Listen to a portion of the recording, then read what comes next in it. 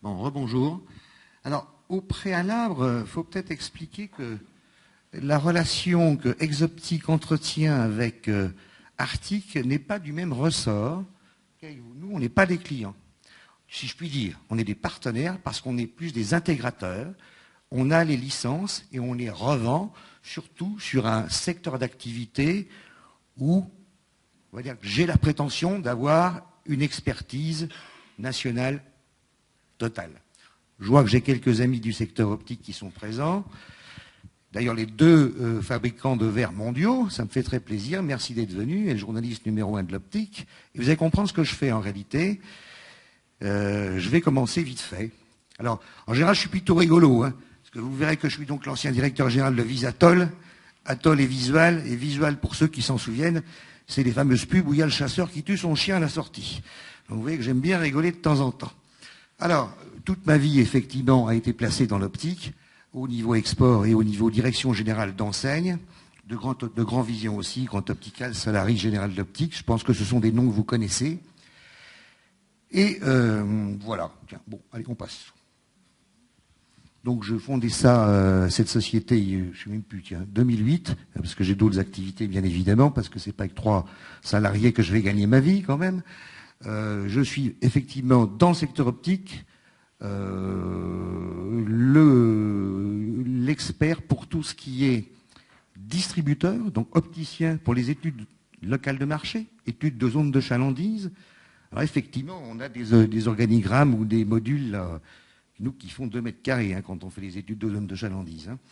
Et aussi, bien évidemment, et surtout, des fabricants, et dans l'optique, c'est pas compliqué, il y a des verriers, il y a les fameux fabricants de montures optiques, de montures solaires, et les fameux fabricants de solutions d'entretien et de lentilles pour les petits yeux pour voir bien et avoir un bon confort visuel. Alors, au démarrage, je constatais qu'il y avait au niveau démographique, il y a y avoir 4 à 500 départs à la retraite chaque année pour les dernières années qui viennent de se dérouler. Et donc, de fait, 4 à 500 acquisitions ou cessions à réaliser sur le marché de l'optique. Et je me suis dit, bon, par rapport à la frilosité nouvelle des banquiers, il m'apparaissait intéressant de réaliser des études de zone de chalandise très précises pour les insérer dans le mémorandum de présentation, business plan, pour les 10 banquiers en question. Bon, ceci dit, ça n'a pas été un très grand succès, honnêtement, pas du tout. Et par contre, pour pouvoir réaliser ces fameuses études différentes couches, très compliquées, isochrone, etc., recensant la concurrence, les chiffres d'affaires, le patron, j'ai dû constituer une base de données qui, je pense, à part le leader mondial qui est présent, est la seule unique en France, qui recense un peu plus de 8000 sociétés, 13 000 magasins, avec toutes les informations financières, avec le sirène pour pouvoir reconstituer qui est le patron, qui est le gérant. Le gérant peut avoir en lui-même une société avec un magasin, une société avec plusieurs magasins, plusieurs sociétés, etc., pour connaître son poids réel sur le marché.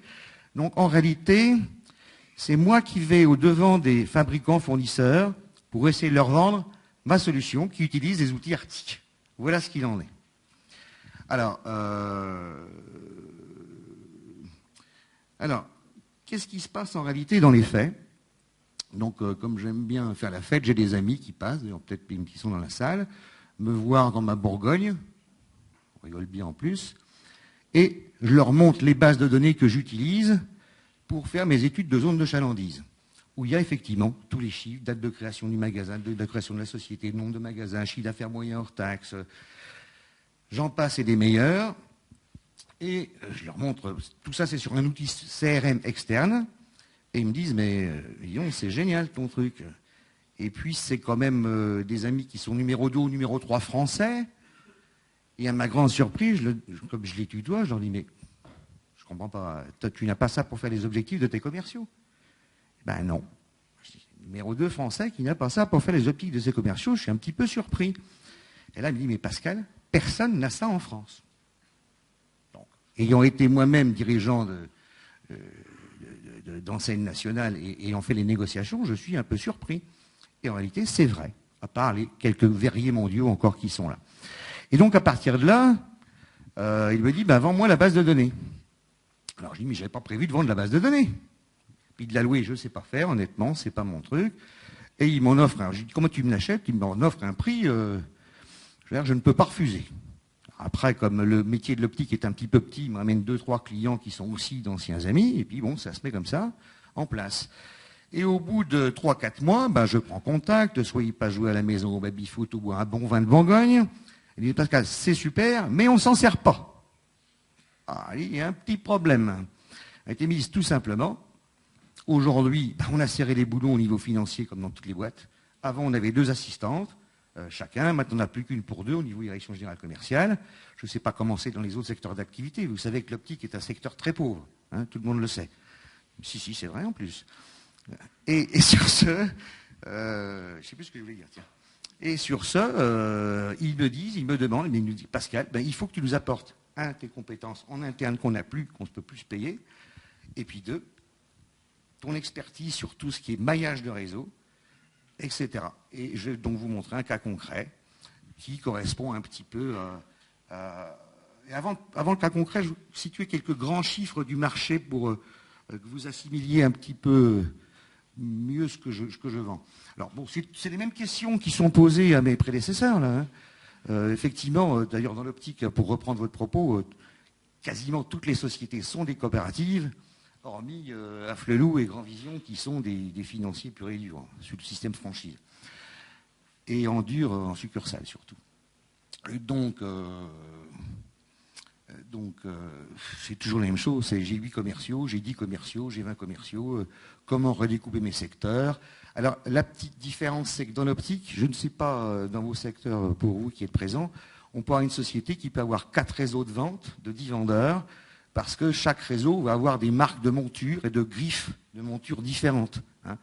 Donc 4 x 10, donc à chaque fois, on va analyser soit un réseau de vente constitué de 10 vendeurs et de ses produits, soit un réseau de groupes de marques pour reconstruire complètement le réseau de force de vente. D'accord? Et aussi les secteurs.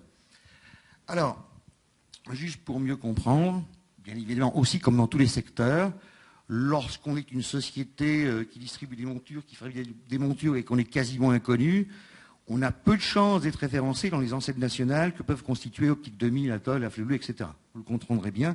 Donc après, quand on met des cibles et des politiques commerciales en place, il ne faut pas se tromper. Ça va jusque-là? C'est à peu près clair?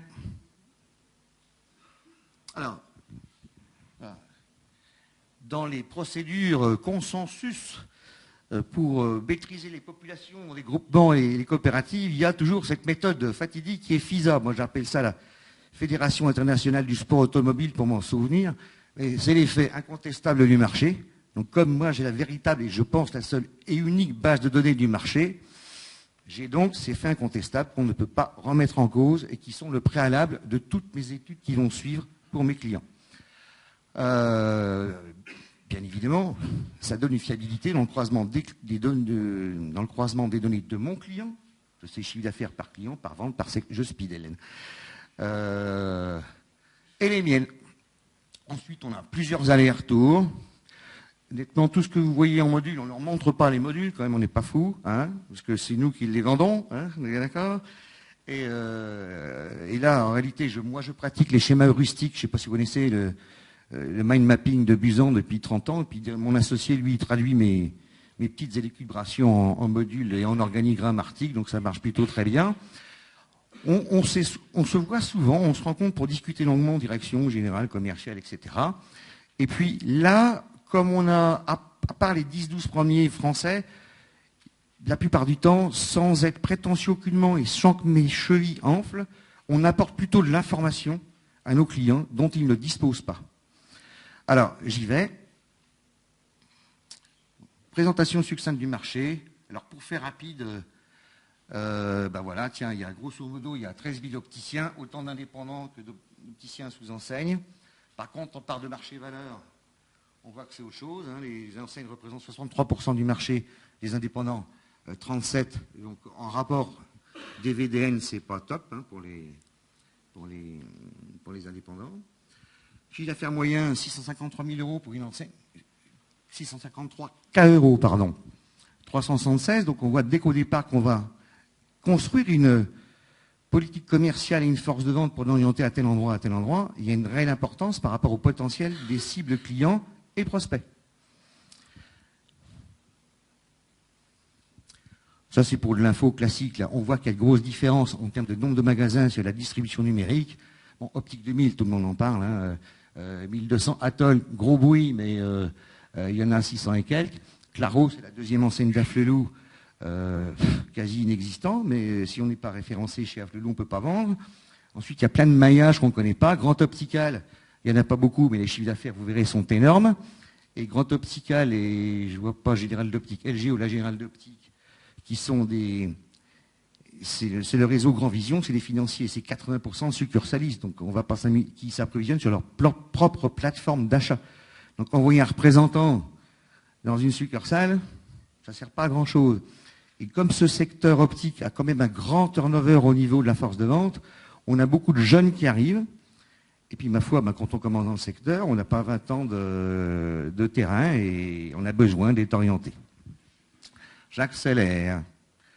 Bon, en scène nationale, c'était pour donner les chiffres d'affaires moyens, pour voir les grandes disparités qui sont importantes à prendre en compte aussi dans l'aide que l'on peut apporter à des fabricants distributeurs.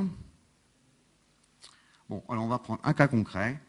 Bon, vous avez tous compris qu'il y a dans l'optique, comme partout, des enseignes, des centrales d'achat, des centrales de référencement, des discounters. Tout le monde a entendu parler d'Optical Center. Hein, je vous fais toujours 40% de réduction. Ça dépend de quel prix on part au départ. Hein. Toujours pareil. Hein. Donc, on va voir ensemble, on va lister, puisqu'on a la base de données, on sait exactement chaque magasin dans quelle centrale il est, dans quelle enseigne, dans quel groupe de super centrale. Et on va exclure dans la politique commerciale les magasins auxquels on ne veut pas s'adresser. Par exemple, je suis le fabricant jurassien X. Je ne souhaite pas m'adresser aux 210 magasins Optical Center, aux 50 magasins Hans Sanders, aux 150 magasins Optical Discount. Donc on va les exclure tout de suite de notre calcul d'optimisation. D'accord ? Et on va agir pareil au niveau prospection. En incluant, par exemple, un chiffre d'affaires minimum réalisé ou une fourchette de chiffre d'affaires. Parce que, bien évidemment, je peux avoir des produits très haut de gamme. C'est sûr qu'un magasin qui fait 200 000 €, il n'aura pas les montures Chanel, hein, ni les montures Gucci, ni les montures Dior. Hein. Il y a des chiffres d'affaires minimum à respecter, voire des contrats de distribution sélectifs qui prennent en compte l'aménagement du global du magasin. Je speed un peu. Bon, ça c'est ce que je viens de dire, donc j'avais un peu devancé. Alors, on arrive aussi sur une notion... toujours parce qu'on traite les données de nos clients de manière assez approfondie. Donc là, il y a bien évidemment des contrats de confidentialité, puisqu'on a tous les clients de nos propres clients, en termes d'opticiens, en termes de chiffre d'affaires par marque, par griffe. Et là, on va procéder, plutôt que d'y aller au pif et en disant, voilà, pour nos prospects, on souhaite avoir une typologie prospect où on va aller visiter une fois de temps à temps le chiffre d'affaires. Pareil pour les clients existants, on pourrait se dire, oh, bah, moi, les clients chez qui je vends 1 000 €, je vais les visiter une fois par an, chez qui je vends 2 000 2 fois, chez qui je vends 3 000 3 fois. Bon, c'est vraiment du pif-pif. Donc là, je ne vais pas faire des mathématiques, ça c'est Georges-Antoine Strauss qui fait les mathématiques. Donc on a dans CD6 des outils qu'on appelle les outils de discrétisation qui vont nous permettre de répartir en classes homogènes les clients sur un réseau ou un groupe de marques. Alors voilà ce que ça donne. Alors là, pareil, je ne sais pas si vous voyez bien. Vous voyez ? Ouais. Bon, on ne va pas regarder le bas, hein, parce que ça ne nous intéresse pas. Donc, par exemple, cette société qui s'appelle Groupe OD a sur un réseau donné 3410 clients qui se répartissent de la manière suivante. On a créé des classes homogènes 4. Alors l'outil de discrétisation, malheureusement, il marche 2, 4, 8, 16, 32. Donc, c'est bien d'avoir 4 tranches, quoi. Alors, à quoi ça nous sert ça ? C'est une répartition homogène en créant des classes homogènes de clients. Encore une fois, c'est dans l'outil CD6, on importe par un tableur Excel les données. Ensuite, vous allez voir la concrétisation de cela, c'est de se dire, OK, ça correspond au réseau A de cette société. Et qui dit, OK, moi, les clients qui font de 0 à 550 € par an, je les visite 0 fois, ou ces centres d'appel, etc. Les clients qui font 550 et 1700 une fois, 2 fois, 3 fois, 4 fois, je pense que c'est clair, tout le monde a compris. L'objet étant là, de déterminer la charge de travail sur les clients existants sur un secteur donné. Sachant qu'on sait très bien, nous on sait que dans l'optique, de manière empirique, un représentant peut faire entre 800 et 900 visites annuelles. Vous prêts? Alors c'est là on va voir clients et prospects, un petit peu la différence ensuite. Donc là je tombe tout de suite sur un cas extrême. On va dire, qu'est-ce que c'est que ça? Là c'est des milliers de chiffres effectivement visualisés. Alors là il y a besoin d'explications. Ça c'est le genre de choses que nous présentons 2 fois par an lors de réunions commerciales importantes pour faire les points et redéfinir les objectifs par secteur. On n'est pas encore sur une notion de resectorisation ou de redécoupage. Donc, on a vu tout à l'heure dans la déscritisation qu'on a fait TC, ça veut dire tranche en euros pour visite client. C'est-à-dire que tous les clients, on a repris nos discrétisations pour les rappeler en matière de nombre de visites annuelles pour un représentant sur son secteur donné. Ensuite, on a appliqué une politique de prospect, donc de visites à réaliser. Alors là, on n'y est pas allé au pif non plus, hein, parce que là, on a déjà ôté tous ceux de la politique commerciale dont on ne voulait pas, hein, les discounters, les ci, les ça. Ceci, il y en a qui veulent que les discounters, hein, c'est une autre stratégie. Hein. Donc c'est pour ça qu'on... Voilà. Et donc, ça va calculer toutes les charges de travail, bien évidemment. Après, on peut faire varier. Et là, effectivement, nous sommes en direct avec nos amis en salle de vidéoprojecteur, et on a juste à faire varier à chaque fois pour qu'on s'amuse, entre guillemets. Hein. C'est rigolo, en plus. Hein. Alors, donc, on va prendre le cas du haut. Donc, vous voyez bien les différences de couleurs ou pas? Alors, le cas du haut, c'est l'extraterrestre, celui-là. Parce qu'on va voir que ça ne colle pas du tout à la réalité de ce que devrait être la théorie. Enfin, la réalité de ce que devrait être la théorie, j'essaierai de la ressortir une autre fois, celle-là, mais enfin bon. Et on va voir les déséquilibres qui existent. Alors là, je vais prendre par exemple celui du haut, là, qui s'appelle Monsieur Durand. On voit qu'il a 449 clients, ok, et qu'on a calculé que sur ces visites clients, en fonction de leur typologie, il a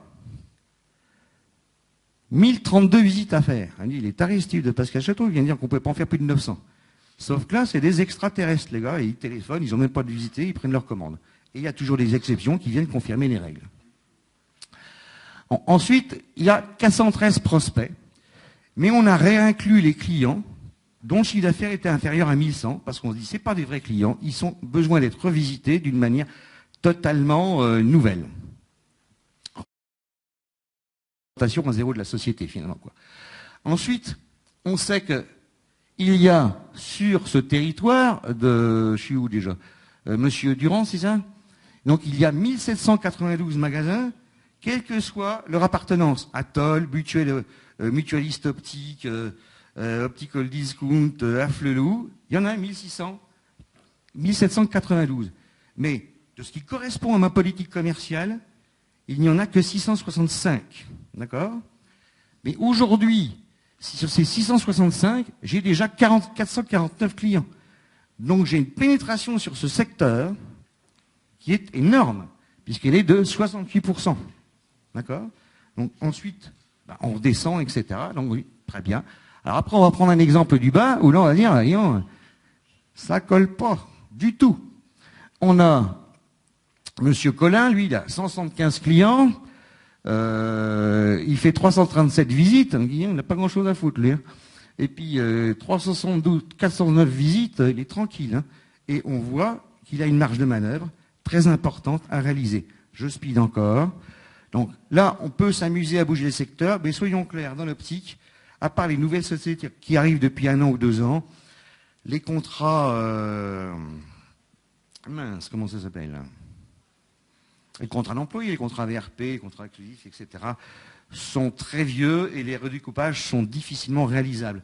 Par rapport à ce que quelqu'un posait comme question, vous, tout à l'heure derrière, moi je travaille avec une grosse société américaine, là, qui est très bien implantée en France, dans le monde aussi d'ailleurs, dans la monture optique et solaire, avec des grandes griffes. Les territoires commerciaux peuvent être redéfinis tous les mois, tous les 2 mois, ainsi que les produits distribués. Donc, mais ça, c'est l'exception qui vient confirmer la règle, quoi. Hein. Voilà. Alors, vous avez des questions sur cette partie-là ou pas? Après, les questions? Faut que je speak, j'ai compris, M. Jérôme.